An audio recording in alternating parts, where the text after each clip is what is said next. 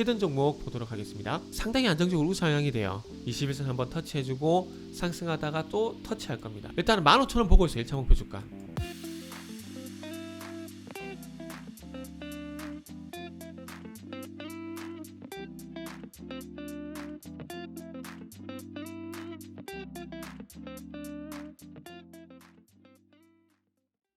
자, 반갑습니다. 알파프로 가족 여러분, 정태근 전문가입니다. 1월 17일 방송 시작하도록 하겠습니다. 두 번째 방송에서는 대웅제약 한번 다뤄보도록 하겠습니다. 그리고 방송 말미에는 히든 종목이 공개가 됩니다. 방송 끝까지 시청을 부탁드립니다. 자, 그리고 방송 보시고 난 이후에는 좋아요, 구독 부탁드리도록 할게요. 자, 그럼 시작 한번 해보도록 하겠습니다. 지난주 금요일날 그 제약업종 같은 경우는 전반적으로 분위기가 그렇게 좋지는 않았습니다. 임상 3상 성공 소식이 나오게 되면서 일단 15%가량 상승이 나온 종목인데 일단 화면을 좀 보시면서 말씀 좀 드려보도록 할게요.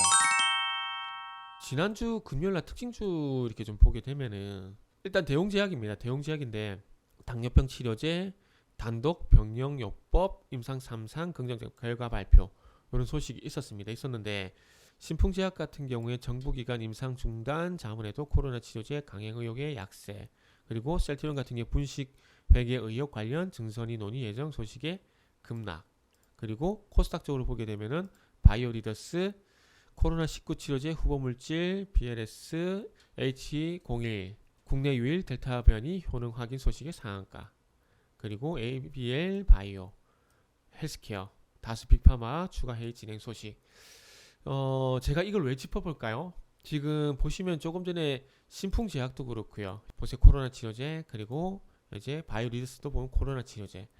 아직까지 지금 제약 바이오는 코로나 이슈에 너무나 편중이 되어 있는 상황이고, 그리고 그런 상황들 속에서 셀트리온의 또 분식회계 의혹을 해갖고 바이오 시밀도 좋지가 않은 상황이고, 그러니까 이 제약 바이오라는 전체적인 어떤 테두리 바운드리 안에서 봤을 때 아직도 코로나라는 이슈가 상당히 좀 크고, 그리고 셀트리온의 또 분식회계 이슈가 있다 보니까 방금 ABL 바이오, JP모건 헬스케어 다수 빅파마 추가 회의 진행 소식 11%밖에 상승이 안 났어요. 바이오리더스 지금 3년째, 올해 횟수로 이제 3년째 들어가는 이제 코로나 치료제 관련된 종목이 상한가에 들어갔습니다. 그리고 이제 델타가 아니라 이제 오미크론을 그래가지고 이게 우세종으로 넘어가는데 아직까지 델타 변이에요. 그리고 하나 더 말씀드리고 싶은 건 메르스 있죠. 메르스 같은 경우에도 지금 이게 2014년이죠? 2014년인데 아마 2014년 맞을 겁니다. 2014년인데 요건 아직까지 임상 1상 통과도 아직 못했어요. 그러니까 지금 코로나 치료제가 진짜 말도 안 되게 정말 빠르다는 것을 우리가 알 수 있는 겁니다. 말도 안 되는 거예요, 진짜. 그래서 어쨌든 이런 말씀 드린 건 뭐냐면은 지금 제가 쭉 이렇게 말씀드리고 싶은 맥이 뭐냐면은 제약 바이오가 아직까지 코로나란지 그리고 셀트리온의 악재 때문에 본질적인 가치, 임상이란지 신약이란지 이런 것들에서 제대로 평가를 못 받고 있다 봐야 될까요? 그러다 보니까 호재가 있음에도 불구하고 ABL 바이오 11%밖에 안 되고 한물 지나간 코로나 치료제는 상한가에 진입이 되고, 그리고 대웅제약 같은 경우도 지금 15%밖에 상승이 안 나고, 이거 상한가 나와야 정상이거든요. 보통이라면은 상한가 정상인데 뭐 어쨌든 지금 전반적인 분위기가 아직까지 코로나 이슈가 더 크게 작용이 되다 보니까 요게 아예 해소가 되기 전까지는 아마 이런 인상 기업들이 상승 나오겠지만은 상승폭이 그렇게 크지 않을 것 같다는 거예요. 물론 15%가 상승폭이 작다는 건 아닙니다.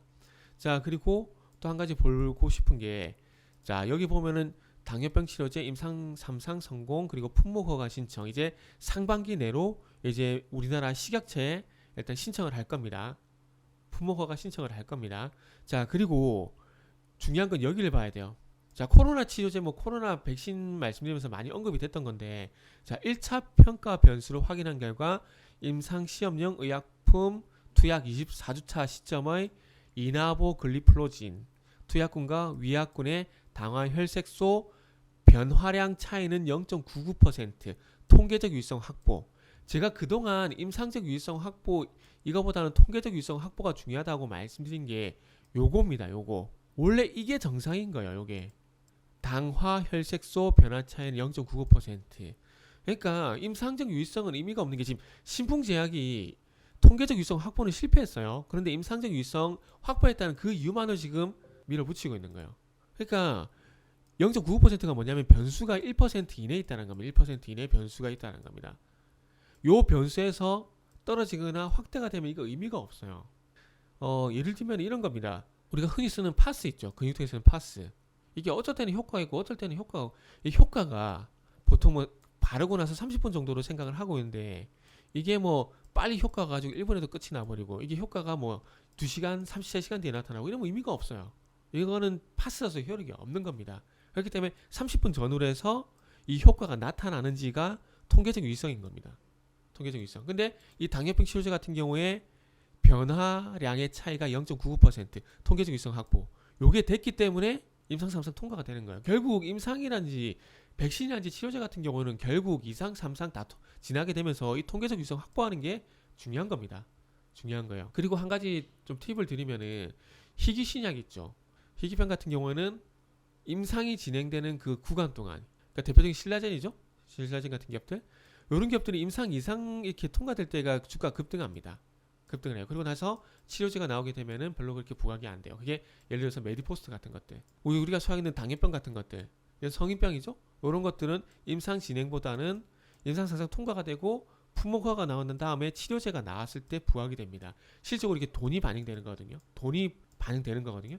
그래서 희귀 신약보다는 아무래도 가격이 싸기 때문에 그래서 바이오시밀러 셀티온의 실적이 좋아졌던 게 그 근거입니다. 그래서 희귀 신약 같은 경우는 임상 이상 전후로 해서 주가가 날아가고요. 그러나 이 약이 나오고 난 다음엔 약이 비싸기 때문에 처방 그 규모가 작기 때문에, 건수가 작기 때문에 임상 때만 주가가 잘 가고 이게 나오고 난 뒤에는 주가가 그렇게 가지 못합니다. 그게 메디포스트라 보시면 될 것 같고요. 그리고 대신에 이제 소위 말하는 성인병 이런 것들은 그래도 그나마 조금 그래도 많이 접할 수 있는 질병들이기 때문에 많이 처방이 이뤄질 수가 있습니다. 그렇기 때문에 이런 기업들은 치료제가 나오고 난 이후에, 임상 3상이 끝나고 치료제가 나오고 난 이후에 요것들은 나중에 실적이 반영되게, 매출 증가하게 되면서 실적주로 성장을 합니다. 그리고 당뇨병 치료제 같은 경우에 지금 대용제약만 하는 것이 아닌데 대용제약이 지금 제일 빨라요. 그렇기 때문에 나중에 이게 매출이 반영되는 시기가 하게 되면은 아마 요 대용제약의 주가는 상당히 탄력적으로 우상향할 가능성이 높다. 그렇게 말씀드리면서 정리하도록 하겠습니다. 자, 그리고 이어서 히든 종목 보도록 하겠습니다. 상당히 안정적으로 우상향이 돼요. 상당히 안정적으로. 그죠? 작년 11월 18일 날 상장을 했고 그 이후부터 꾸준히 현재 상승을 하고 있습니다. 꾸준히. 그래서 이 종목을 보면 어떤 종목이 생각이 나냐면, 자, FNF 차트를 보시면은 쭉 우상향이 되고 있죠?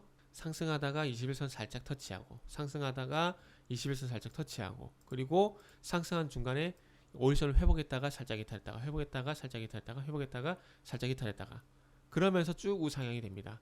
상승하다가 살짝 이탈, 상승하다가 살짝 이탈, 상승하다가 살짝 이탈, 상승하다가 살짝 이탈, 상승하다가 살짝 이탈, 그러다가 21선 한번 터치해주고 상승하다가 또 터치할 겁니다.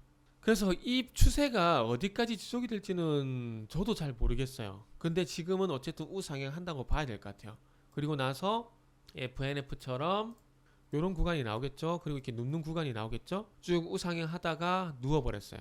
그래서 이 히든 종목도 마찬가지로 그런 구간이 나올 것 같아요. 근데 그런 구간이 나오기 전까지는 쭉 우상향이 된다라고 보는 게 맞을 것 같습니다. 일단은 15,000원 보고 있어요. 1차 목표 주가. 1차 목표 주가는 15,000원을 보고 있는 상황입니다. 그래서 요거는 FCPJ 반도체 PCB 새로운 수혜주라고 보시면 될 것 같습니다. BT 장비. 원래는 PCB만 했었는데 FC, BJ 쪽도 이제 하반기부터 이 장비가 나올 거예요. 그렇게 되면은 이제 새로운 FCBJ 관련주라고 보시면 될 것 같습니다. 히든 종목이 궁금하신 분들은 알파프로 홈페이지를 방문해 주시길 바랍니다.